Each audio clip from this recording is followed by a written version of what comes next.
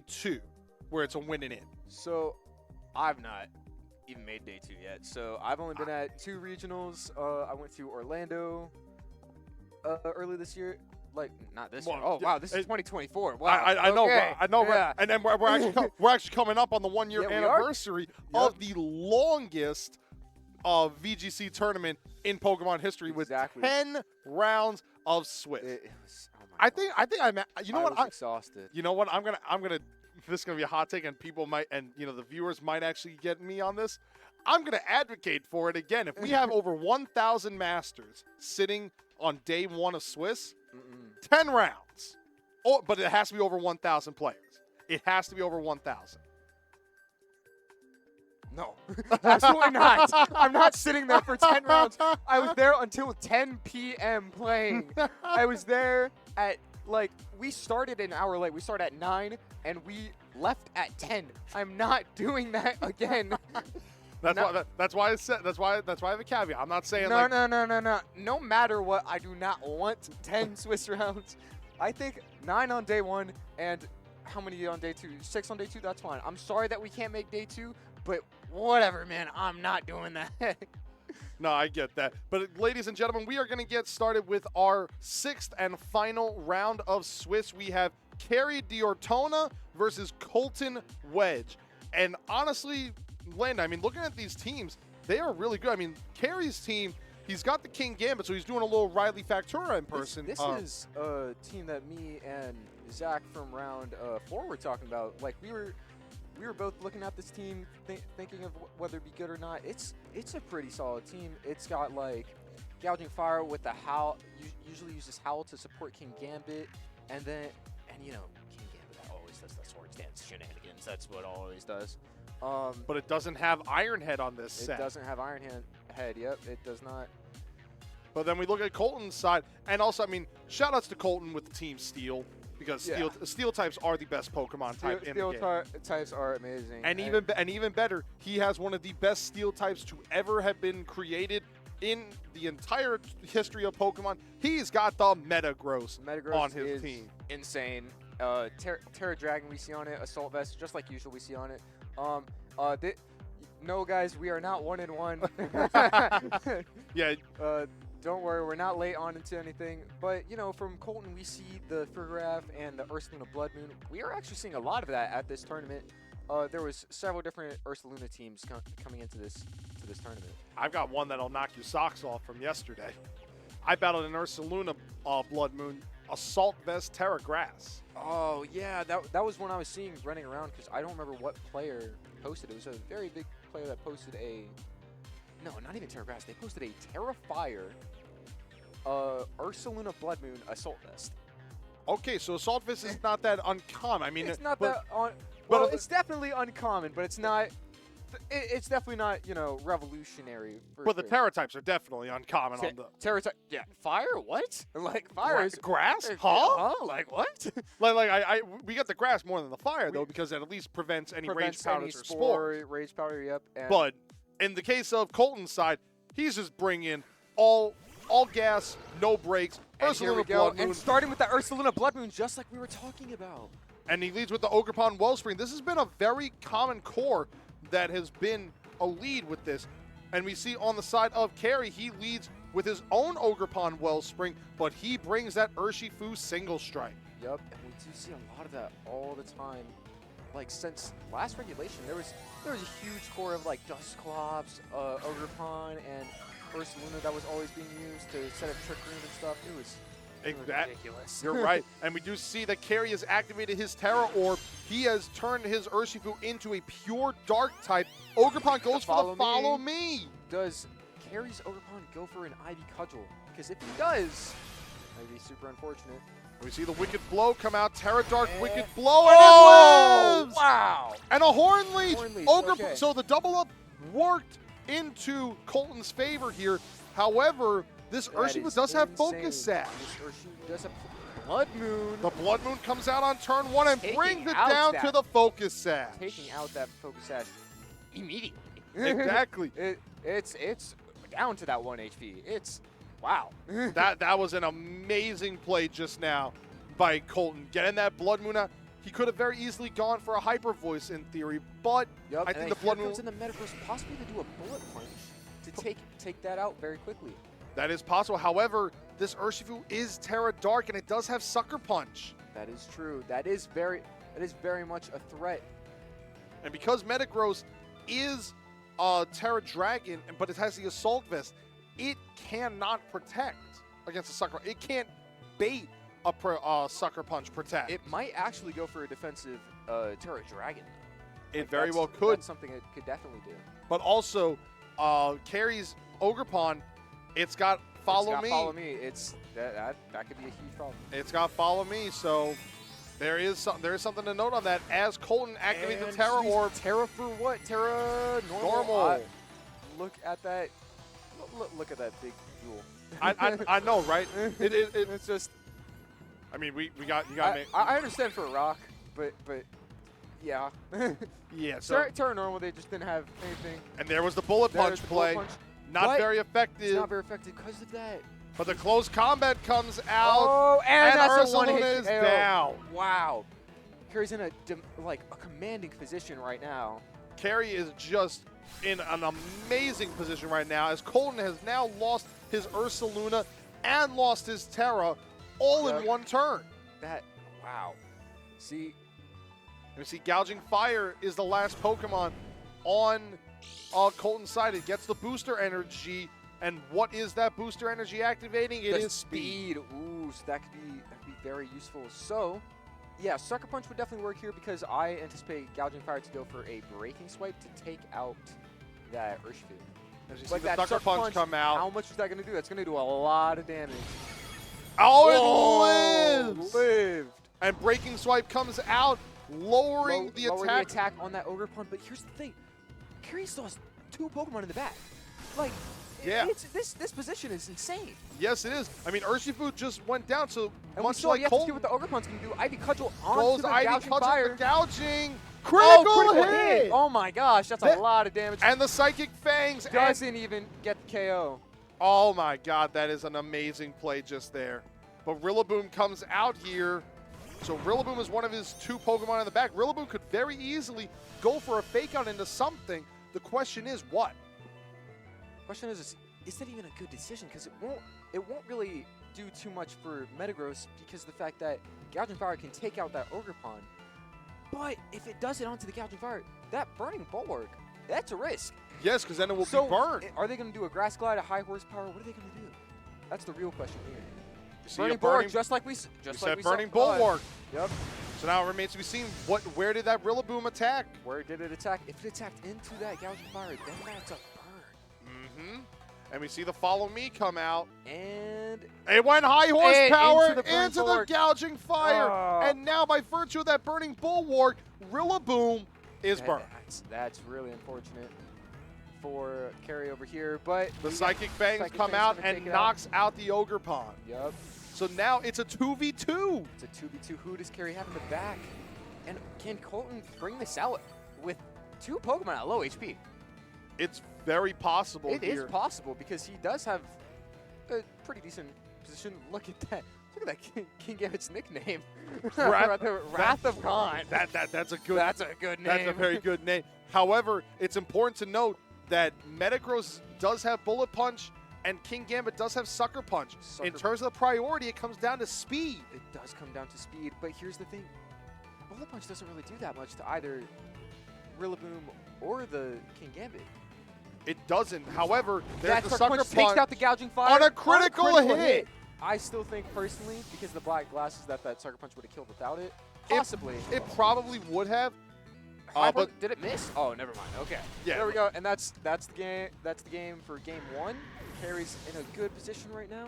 If he wins one more game, he's making it the top cut. He is, because that was an amazing finish. He gets burned by the Burning Bulwark and still manages to potentially put a wedge in Colton's chances at top cutting. Exactly. And, you know, both Colton still was playing amazing in the end. He definitely played a great end game. That beginning was definitely very difficult. Losing that Terra, like, it was definitely insane. Carry sucker punches his way to game 1. Which is true. And also, that gouging fire on Colton's side. Now, granted, the Ivy Cudgel critical hit, we know that that's that's that was very That was unfortunate because it was -1 attack when it got that critical hit. I don't know. We don't know about that sucker punch. Really. If that sucker punch critical hit, because gouging fire is a bulky Pokemon. It has so much like physical defense, especially I believe. yeah, it's just its special attack is very. Because at one point before Charlotte, I was thinking about maybe dropping Entei and running Assault Vest gouging fire. I was thinking of that too. It's definitely an But then I looked at the special attack set and I was just like, nah. this is not worth it at all. Yeah, it's. But it remains to be seen. Will Carey make it to top cut, or will Colton force a game number 3 in this final round of Swiss? And we see a switch up on both sides. Switch up on both sides. Both of them bring a Pokemon that they brought from the first game. Single Strike Urshifu from Carey and the Wellspring Ogerpon from Colton. Yes, and we do see that Colton. Thinking about a Terra immediately is a very aggressive start, but that could really help in the end game of things. It very well could, because this Flutter Mane on Carey's side is the Choice Specs variant. So while it will get locked in to whatever move it clicks, it is going to be doing major damage, because by virtue of Flutter Mane terrestrializing into a type it already was prior, it's getting added bonuses on top of the same type attack bonus. Essentially doing, I think, double damage on top of everything. Like that gouging fire has such a high speed stat with that photosynthesis. Is he gonna be able to take out that Flutter Mane before he could even do anything? It's possible, but we see Colton opt to go for the Terra on his Ogerpon here. That's big, because now Flutter Mane's how setting up. Oh, that is big. That is really big there. Now it comes down to who is faster. The Flutter Mane goes for the Dazzling Gleam. That special defense boost on that Ogerpon is going to be very hopeful. And it's a 2-hit KO fire on the gouging. The Wicked Blow comes out. Quick KO. Knocks it out. There we go. And gouging fire is down. But it did its job. It did its job by getting that Howl in. And there's the Ivy Cudgel. Possibly onto that Flutter Mane to take. It went into Urshifu. Very interesting. And a critical hit. I don't think it would have mattered though. I don't think it was in too good of a position. That Terra boost and that Howl boost, it was just. We see Urshifu come out on the side of Colton. This is also a single strike. However, Flutter Mane is still locked in the Choice Specs, and on Carey's side, he's got the Sucker Punch, but Urshifu on Colton's side does not have that Focus Sash. Doesn't have that Focus Sash, and that's a very crucial item to have in these situations, because it can one piece of damage could be the point between winning or losing in a game. Exactly. Because if that Urshifu, let's say it goes for Sucker Punch, it goes for Sucker Punch into the Flutter Mane. That's an interesting play. I personally thought it was going to go into that. The Urshifu and get the knockout there. However, by virtue of the Choice Specs, you kind of you essentially verify that it was going to get it. But if this is a Wicked Blow right now, then that could. No, it's a close combat. That could still take out the Ogerpon, though. Will it do enough? It does. Oh my gosh! No Pokemon down on Carey's side, and Colton is down to 1. That is an amazing turn of events right there. We might be seeing our top cut player right here. Carey looks like he's going to make it. I mean, this is an amazing lead. It does not look too And good. Ursaluna is the last Pokemon in the back. Yep. Oh, that's because the close combat, because there's no Terra option right now. There is no Terra option. Flutter Mane goes for the Dazzling Gleam. How much is that going to do? It's going to do a lot of damage. Wow. Oh, wow. This close combat is overkill at this point. Essentially it is. But Carey D'Artona with a 2-0 in round number 6 has basically clinched a win and in situation. Wow. Good job on Carey's side. That's great. I don't ever remember seeing him make a top cut yet. I don't even see him much often at these locals. I remember seeing him at the MSS in October, and that was all I've seen him at. I mean, it's possible that he had some stuff to do, but in all fairness, he was probably in the lab secretly. He was working on some teams. He listen, this just looks like a younger version of our Wolf Click with staying in the lab for 4 months on that break. That's very true. That's very true. That's very true. 4 months. October was 4 months. Exactly. Oh but it's, give or take. it's over there. Yeah. But honestly, like when you look at how Carey was just able to, it felt like in game 2 he just toyed with Colton. Game 2, he was just, it was tunneled through. There was no chance. It was just like, I really after kill. I think with Colton, the mistake he probably made. Now, granted, his Urshifu on Carey's side, Urshifu was faster than that Ogerpon. Mhm. However, I think what got him was by going into the Urshifu with that +1 Ivy Cudgel. Yep, that, oh, wow, that, listen, that Gouging Fire, it did its job, but you can't just make a Pokemon do one move and then knock out. It's what a lot of professionals don't really consider as an option, because the fact that you need as many Pokemon on the field. It is a numbers game at the end of the day. Oh, without question. Especially, now we saw it with the Dondozo matchup. Normally, if you're up 4-2, you can pilot around that Dondozo Yeah, exactly. and be able to work around that. But if you let that Dondozo get set up, well, it's not going to help. it's You're not going gonna be it's not going to be worthwhile. But honestly, after 6 rounds of Swiss, I'm actually very curious as to how the field is with our top 12 Pokemon, because I don't even know what they are. I don't know either. I have a feeling I know number 1. I have a feeling that I know number 1. Or Urshifu. It's one or the other. They're both up there. I have a feeling we're going to find out right now who those top 12 are going to be. The number 1 Pokemon for the Swiss rounds, the top 12. Fluttermane. Fluttermane. Who would have guessed? At 60% And look usage. at Farigiraf up there. And I'm not really surprised, because of Qianpao and Dragonite and Entei. Very popular trio that are used. And Farigiraf kind of is a counter against that. And that's just something that's used often. Exactly. And you see Incineroar and Ogerpon Wellspring tied at 35%. Amoonguss and Tornadus combined are tied at 30%. Rillaboom at 20%. That's really good. And then Archaludon and Gouging Fire tied at 15%. Those two making it in there is really interesting, because they're definitely good Pokemon. Do not get me wrong at all. There were two, but Carey didn't bring one. Carey didn't bring his. You just have to know how to pilot them correctly, because if you don't, it's not going to help you out too much in the end game. You know what's surprising at the very least for me?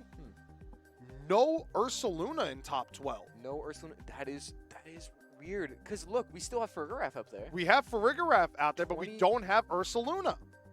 That's insane. Farigiraf obviously was the good pick right now, because blocking those priority moves is very important. Oh, without question. I mean, it's nice that people are finally realizing that Farigiraf is a good Pokemon. Oh, it is amazing. I brought it to San Antonio. I brought it to Orlando. It's a great Pokemon. It's amazing. I mean, I brought it to Orlando. Originally, when I did Orlando last year, and again, this is going back to the hot take, which I'm sure in the comments I'm going to get a lot of opinions on that.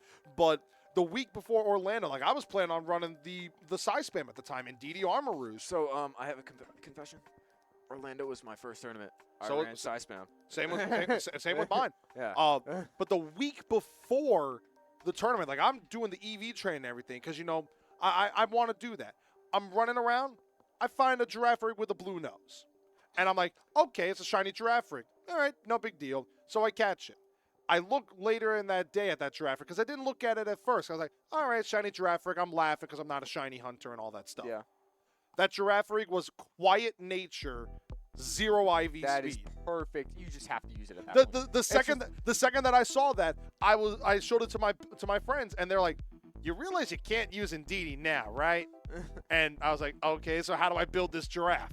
And we built it, and it did well. It actually helped me out in round 7. That's pretty good. Yeah. And then a couple months ago, running around outside of Levincia, Quiet Nature 0 IV Shiny Torkoal. Because why not? Because why not? Why not? Just why not? Why not? Actually, you know that when you do Ogre Ousting in the DLC, right? You know how if you get that hard mode win, you get that shiny Munchlax? Yep. Mine was 0 speed. No way. So, I think that's pretty cool. Personally, I haven't used it yet because Snorlax is really hard to use. Snorlax is very hard to pilot in this It's meta. very hard to pilot in this meta, for sure. Because, I mean, if an Ursaluna is going down to a close combat, something tells me a Snorlax is going down to a close Snorlax is combat. not surviving in this meta. And God forbid the gouging fire maybe gets a howl on that Urshifu. Yeah. Oh no. Oh no! I think I just Don't give the people ideas. Oh, I think I just opened Pandora's box there. I think I just opened Pandora's box there. But honestly, Landon, I mean, when you look at how Carey piloted this team, what do you think that he has a shot at making it to taking I the win? definitely think he does because looking at this team, they're all really solid Pokemon. I think, yeah, all of them except for was King Gambit in the top 12? I don't think so. No, I think King Gambit was not in the top all of them 12. except for King Gambit were in the top 12, and he still used the King Gambit just fine. He used it in the end game of the last one, and you know most people are just have a King Gambit team and they're like, oh yeah, I gotta set up immediately. But he was smart. He waited for the end game to use King Gambit, and I think that's really promising for Carey. And also, what's important is that at least on the side of Colton in that battle, I mean, he does have gouging fire with the breaking swipe. It's a good thing he didn't click the breaking swipe because of that King Gambit, exactly. Then that Defiant comes off, that was definitely a reason that Colton was scared of using breaking swipe. That one play that would have taken out the Urshifu. Good point. Yeah. Yeah, because then you would have gotten the Defiant, and then it would have been like just right there. Yeah. But ladies and gentlemen, we're going to take a quick break, and we're going to be right back with our top cut, where we're going to find out which of our 8 players have earned the right to maybe hoist the title of Cool Stuff Games Maitland January Premier Challenge Champion.